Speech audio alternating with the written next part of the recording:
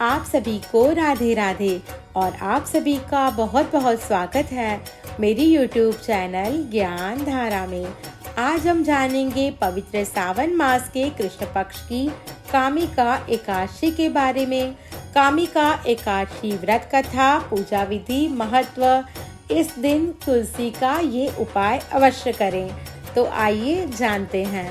ओम नमो भगवते वासुदेवाय।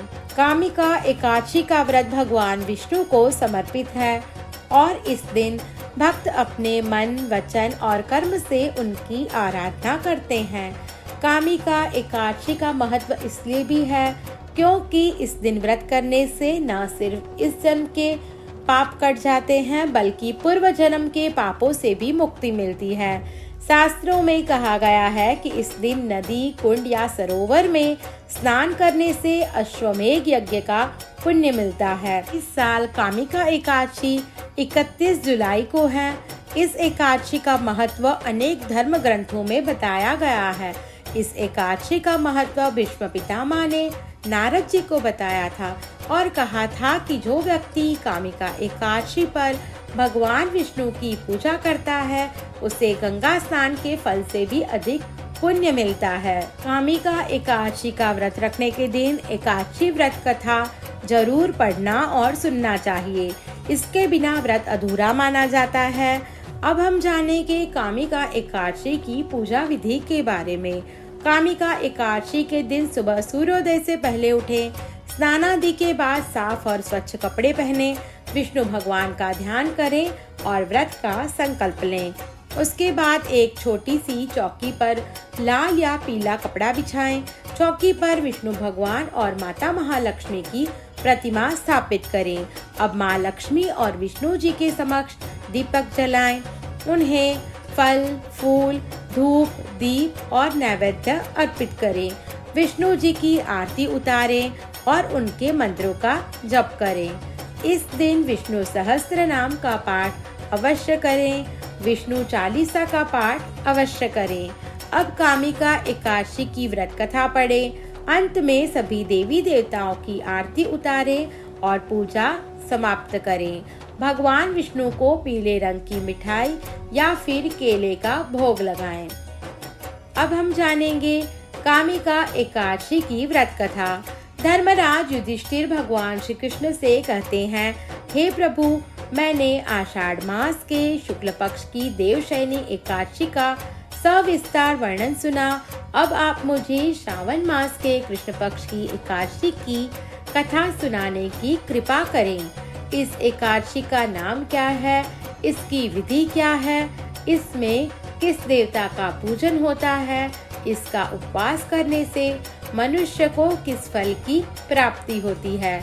भगवान श्री कृष्ण ने कहा, हे युधिष्ठिर, श्रावण मास के कृष्ण पक्ष की एकादशी को कामिका एकादशी के नाम से जाना जाता है। मैं श्रावण मास की पवित्र कामिका एकादशी की कथा सुनाता हूँ। एक समय स्वयं ब्रह्मा जी भी देवर्षि नारद से कह चुके हैं, अतः मैं भी तुमसे वही कहता हूँ। एक गांव में एक वीर क्षत्रिय रहता था। एक दिन किसी कारणवश उसकी ब्राह्मण से हाथापाई हो गई और ब्राह्मण की मृत्यु हो गई।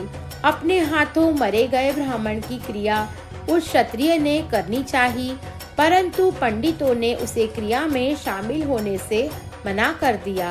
ब्राह्मणों ने बताया कि तुम पर ब्रह्म हत्या का दोष है। पहले प्रायश्चित कर इस पाप से मुक्त हो, तब हम तुम्हारे घर भोजन करेंगे।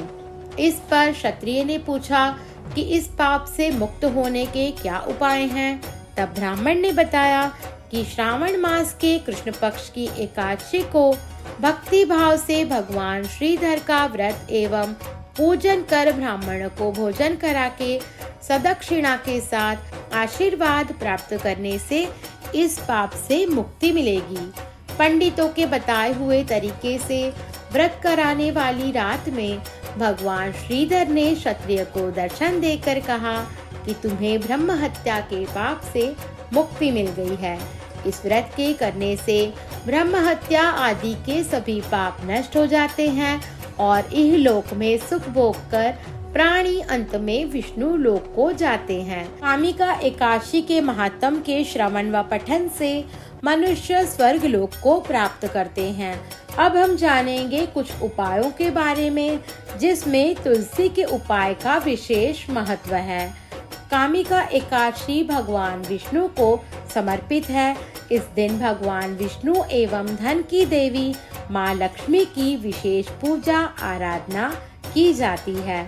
माना जाता है कि सावन की एकादशी पर तुलसी से जुड़े कुछ खास उपाय करने से पूरे साल आर्थिक संकट से छुटकारा मिलता है।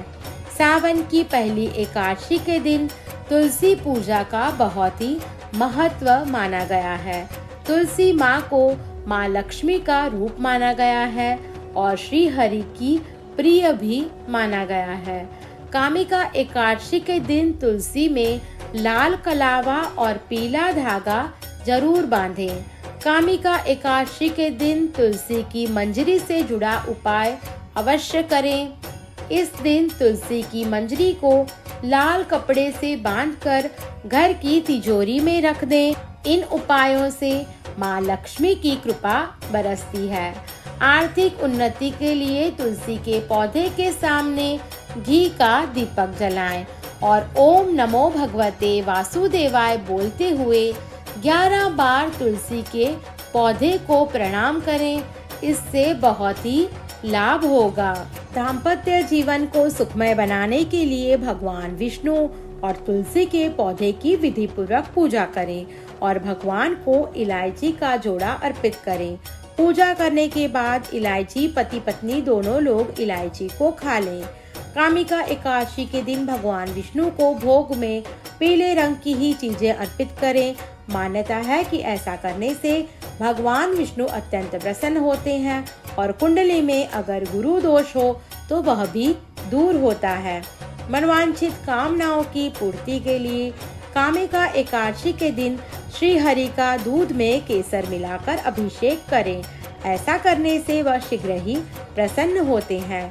जीवन में कष्टों से मुक्ति पाने के लिए कामिका एकादशी के दिन भगवान विष्णु की विष्णु चालीसा का पाठ करें और भूखे लोगों को अन्नदान करें, भोजन का दान करें। कामिका एकादशी की रात्रि को दीपदान तथा जागरण के फल का महात्म्य चित्रगुप्त भी नहीं कह सकते। जो इस एकादशी की रात्रि को भगवान के मंदिर में दीपक जलाते हैं, उनके पितर स्वर्गलोक में अमृतपान करते हैं तथा जो घी या तेल का दीपक जलाते हैं, वे 100 करोड़ दीपकों से प्रकाशित होकर सूर्य लोक को जाते हैं। ब्रह्मा जी कहते हैं कि हे नारद, ब्रह्म हत्या तथा भ्रूण हत्या आदि पापों को नष्ट करने वाली इस कामिका एकादशी का व्रत मनुष्य को यत्न के साथ करना चाहिए।